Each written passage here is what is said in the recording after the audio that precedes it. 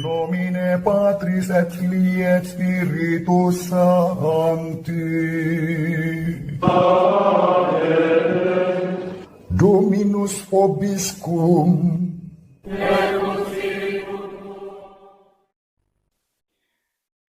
Sahabat peradaban kasih ekologis yang terkasih, selamat berjumpa dalam renungan harian bersama saya, Romo Alois Budi Purnomo PR, melalui channel ini.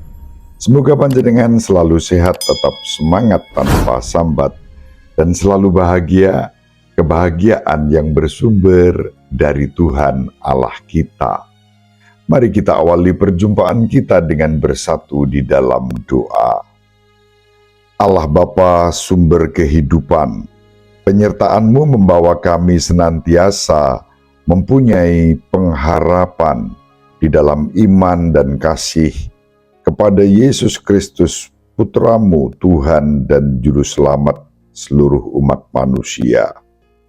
Jauhkanlah kami dari belenggu harta duniawi dan kelekatan-kelekatan duniawi, serta tuntunlah kami untuk mengejar harta surgawi. Semoga kami senantiasa membangun sikap tobat, memangkas segala hal yang membawa kami ke dalam dosa, dan mempersembahkan yang terbaik bagi-Mu untuk hidup dalam perdamaian dengan semua orang. Demi Kristus Tuhan dan pengantara kami yang hidup dan berkuasa bersama Dikau, dalam persekutuan dengan Roh Kudus Allah yang Maha Esa, sepanjang segala masa. Amin.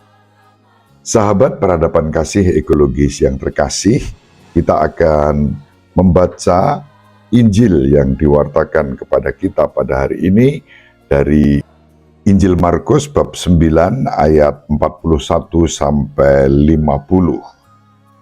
Pada suatu hari berkatalah Yesus kepada murid-muridnya, "Barang siapa memberi kalian minum secangkir oleh karena kalian pengikut Kristus, ia tak akan kehilangan ganjarannya.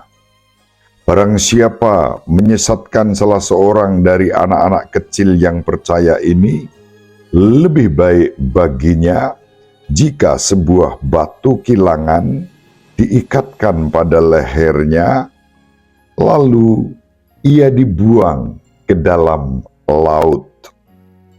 Dan jika tanganmu menyesatkan engkau, penggalah. Karena lebih baik bagimu dengan tangan terkudung masuk dalam kehidupan, daripada dengan utuh kedua belah tanganmu masuk dalam neraka, ke dalam api yang tak terpadamkan. Dan jika kaki menyesatkan engkau, penggalah. Karena lebih baik bagimu dengan kaki timpang masuk ke dalam hidup, daripada dengan utuh kedua kakimu dicampakkan ke dalam neraka. Dan jika matamu menyesatkan engkau, cungkillah. Karena lebih baik bagimu masuk ke dalam kerajaan Allah dengan bermata satu, daripada dengan bermata dua dicampakkan ke dalam neraka, di mana ulat-ulat bangkai tidak mati dan api tak pernah padam. Sebab setiap orang akan digarami dengan api. Garam itu memang baik, tetapi jika garam menjadi hambar, dengan apakah kalian akan mengasinkannya? Hendaklah kalian selalu mempunyai garam dalam dirimu dan selalu hidup berdamai seorang dengan yang lain. Demikianlah sabda Tuhan. Terpujilah Kristus.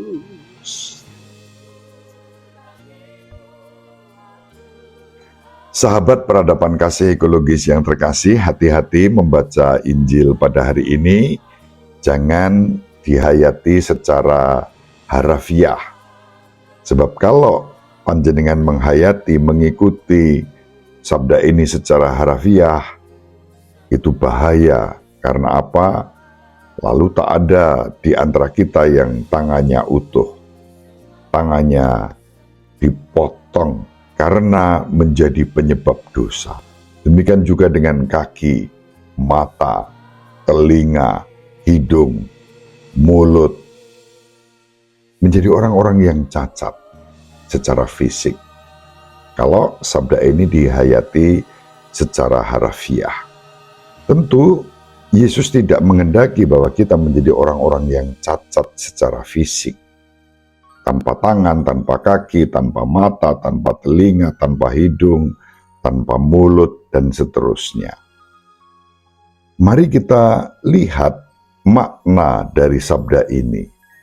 Pertama-tama, Yesus menghendaki dengan bahasa yang gamblang, yang lugas, tetapi harus kita cermati, yaitu pentingnya yang disebut melakukan pertobatan hati. Dalam hal ini, Yesus berbicara tentang dilempar ke laut dengan batu kilangan dan dipotongnya anggota-anggota tubuh kita yang menjadi penyebab dosa. Saya pernah melihat batu kilangan yang ada di Tanah Suci Yerusalem. Di tempat itu ada batu kilangan yang sangat besar. Diangkat 100 orang pun pasti tidak akan bergeser, saking besarnya. Nah, maka membawa batu kilangan dikalungkan pada seseorang, dilempar ke laut, itu sebetulnya sudah sesuatu yang sebetulnya impossible, ya, mustahil, saking beratnya. Artinya apa? Tentu pengampunan selalu disediakan bagi kita. Bukan hukum balas dendam yang diberlakukan, tetapi kerahiman, pengampunan, kasih sayang yang mesti diutamakan di dalam kehidupan kita sebagai murid-murid Kristus. Sahabat peradaban kasih ekologis yang terkasih. Semangat itulah yang secara inklusif tampak dalam bagian awal Injil dan bagian akhir Injil yang kita baca pada hari ini. Pada bagian awal dikatakan, siapapun yang memberi air secangkir karena kamu adalah muridku, tidak akan pernah kehilangan upahnya di surga. Lalu pada bagian akhir ditunjukkan kepada kita agar kita ini selalu hidup berdamai seorang dengan yang lain. Laksana garam yang punya manfaat dengan kadar yang secukupnya. Laksana garam yang terus dengan asinnya membuat sedap masakan, mengawetkan, menyegarkan, menghidupkan, menjauhkan dari kejahatan, karena biasanya dengan garam itu diusirlah ular yang dalam kitab suci menjadi gambaran tentang kejahatan. Garam yang mempunyai fungsi sebagaimana takarannya. Laksana garam, kita harus terus bertindak lebih dalam merajut damai, mewartakan cinta kasih, menghadirkan semangat persaudaraan, kerukunan, perdamaian. Itu harus lebih diperjuangkan di dalam kehidupan kita ini. Tetapi setiap prasangka, curiga, suudon, sikap-sikap negatif itu kita kurangi, karena semua itu menjadi penyebab bagi kita jatuh ke dalam dosa.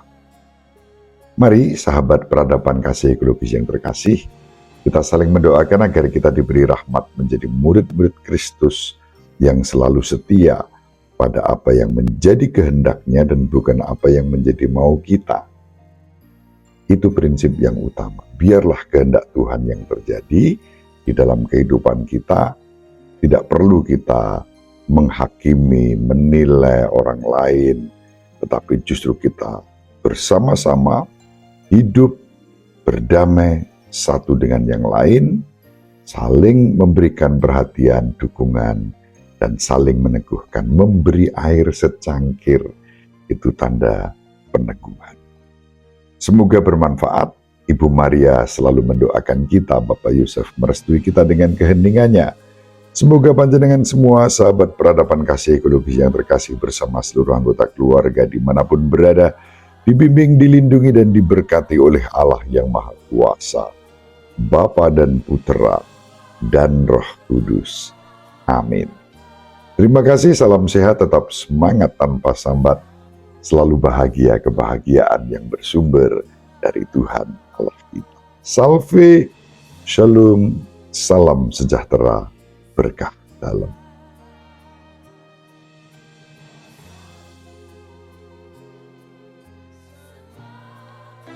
Sahabat peradaban kasih yang terkasih, sampai jumpa pada episode berikutnya. Terima kasih atas kebersamaan kita. Salam peradaban kasih ekologis, berkah dalam.